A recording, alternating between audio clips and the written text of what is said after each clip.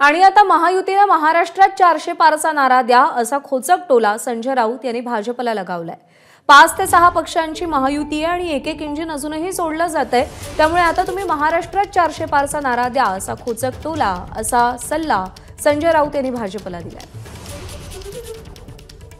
त्यांचं महायुती आहे त्याच्यामुळे ते किती म्हटले जागा जिंकणार 200 पावणे 200 नको त्यांनी साधारण 350 जागा जिंकायला पाहिजेत महाराष्ट्रामध्ये।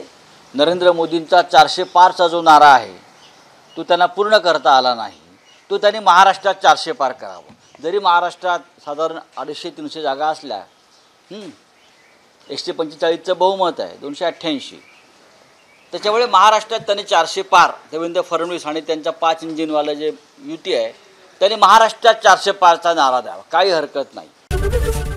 एबीपी माझा, उघडा डोळे बघा नीट।